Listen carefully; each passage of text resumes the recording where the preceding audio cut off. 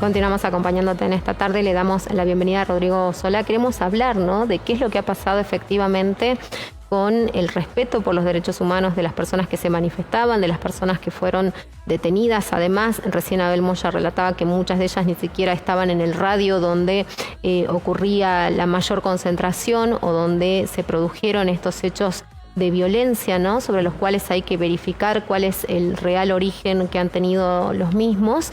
Y efectivamente queremos saber cuál es el posicionamiento que tienen organismos que defienden justamente la posibilidad de que esto se respete, ¿no?, que se respeten básicamente los derechos humanos de todas las personas y también de aquellas que son privadas de la libertad. ¿Cómo estás, Rodrigo? ¿Qué tal? Gracias por acompañarnos en esta tarde. Bueno, buenas tardes, Mabel, ¿cómo estás? Bien, hay un documento muy contundente a nivel nacional y al que han adherido también los comités a nivel provincial que habla acerca de esto. Me gustaría que le cuentes a la gente fundamentalmente cuál es la gravedad institucional de los hechos que se han suscitado exactamente hace una semana y que han tenido distintos tipos y distintos grados de consecuencia, ¿no? Sí, los distintos mecanismos de prevención de la tortura formamos un consejo a nivel nacional. Y junto con el Comité Nacional, bueno, nos expresamos repudiando todos los hechos de violencia institucional que se produjeron fuera del Congreso de la Nación y ya planteando en ese primer día la situación de las detenciones arbitrarias que se habían producido y los malos tratos que se estaba ocasionando a las personas, ¿no?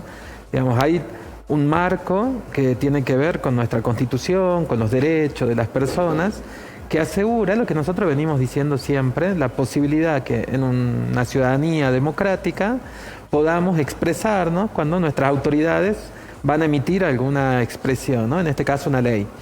Entonces el derecho a manifestarse de manera pacífica está avalado, digamos, por la Constitución, por las normas internacionales y por los organismos internacionales. Ya anteriormente, cuando el Gobierno de la Nación, a través del Ministerio de Seguridad, aprobó su nuevo protocolo de seguridad, ya fue observado, se dijo que no cumplía con los estándares porque no apuntaba a controlar el uso de la fuerza pública, no apuntaba a tratar de prevenir que haya hechos de violencia, sino que alentaba la posibilidad de que haya detenciones arbitrarias, que haya excesos. También era como la preparación de un escenario, ¿no? Un escenario represivo, entendiendo que las medidas que se empezaron a tomar a partir del 10 de diciembre de 2023 evidentemente van contra los derechos de muchísimas personas, de prácticamente la totalidad de los argentinos y argentinas, y que esto iba a llevar a la movilización social indefectiblemente de muchas personas que incluso espontáneamente se han convocado a lo largo de estos meses sin tener quizás un signo político que los represente. También, recién obviamos decirlo con Abel, la cantidad de legisladores que fueron agredidos, que salieron a acompañar justamente a la gente y a los que directamente y explícitamente se decidió agredir, ¿no? Y usar la fuerza física. Y distintas formas de violencia que se ejercieron, los gases sobre las personas. El Comité Nacional contra la Tortura constató que las fuerzas de seguridad, la policía, tenía armas reglamentarias, armas de fuego, que eso está prohibido en esos escenarios, porque puede dar lugar a tragedias. Los testimonios de las personas que estuvieron detenidas dijeron que los trasladaron a cárceles directamente, estuvieron esposadas muchas horas en el piso. A muchas de ellas las pusieron contra una pared y se les volvió a tirar gases lacrimógenos. Amenazas permanentes, además de los días de detención por el solo hecho de haber estado manifestando, ¿no? Porque hasta el momento todavía sobre estas personas que se detuvieron no se lograron presentar pruebas de la comisión de delitos, ¿no? Porque ya dijimos, manifestarse no es un delito. Por supuesto, y que un policía vaya y diga que los detuvo simplemente porque otro lo dejó ahí, pero que no sabe quién puede probar que estaban cometiendo un delito. La verdad que es muy extraño, ¿no? Que le dije, que me dijo, pero al final no hay una evidencia concreta. Y estamos hablando además de que efectivamente de la mayor parte de las manifestaciones y expresiones populares debe haber evidencia fílmica y fotográfica que si la quieren buscar la van a encontrar, incluso de las mismas cámaras oficiales que están en toda la ciudad de Buenos Aires o en gran parte de ella. Es decir, que podrían también tener ese registro y juntar la evidencia necesaria si fuera real que estas personas han cometido algún delito, ¿no? Y es lo que se espera. Porque como te decía, las manifestaciones pacíficas son las que se protegen. Entonces, si hay cualquier episodio de violencia, lo que se espera es que las fuerzas de seguridad actúen profesionalmente, detengan a las personas que cometen esos delitos y que después todo el aparato judicial, desde el Ministerio Público hasta los jueces, hagan investigaciones rápidas, eficaces, pero por los delitos que corresponden. Ahora, si hay un daño, que sea por daño, si hay una lesión, que sea por lesiones, no esta sobreexageración de delitos como terrorismo, sedición, no sé, quebrantamiento del orden constitucional, que nada tiene que ver con los hechos que sucedieron. Claro.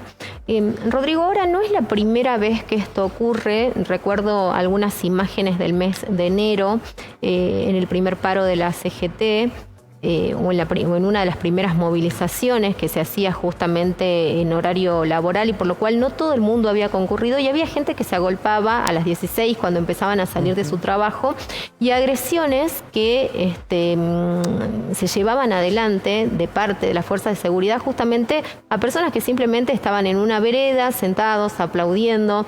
Hemos visto mucho de ese tipo de imágenes, o sea que ya es un accionar que se repite y que quizás hasta se va profundizando, ¿no? Esto está pasando en un país donde se supone que impera la democracia y donde además se supone que hay un presidente que enarbola la bandera de la libertad, lo cual es muy extraño, ¿no? Sí, que es muy preocupante, ¿no? Porque las propias expresiones que se hacen desde el Poder Ejecutivo Nacional, en las que se habla de terrorismo, golpe de Estado, como sobreactúan, exageran los términos, las palabras. Y es muy importante en un país como el nuestro, que ha vivido estas palabras en toda la dimensión de su tragedia, ¿no? Traerlo, digamos, a estos hechos es absolutamente desafortunado, ¿no? Un presidente que a su ministra de Seguridad antes la acusaba de terrorista, ahora se acusa de terroristas a ciudadanos que se manifiestan, entonces se usa muy livianamente este tipo de expresiones, ¿no? Y lo que tratan de generar también es una disuasión, que la gente no proteste, no se manifieste. Eso ¿no? te iba no a decir, ¿no? En realidad el terror sembrado otra vez desde el uso del aparato estatal. Y también una sobreactuación en lo que tiene que ver con decir, bueno, no vamos a permitir ningún tipo de expresión, ¿no?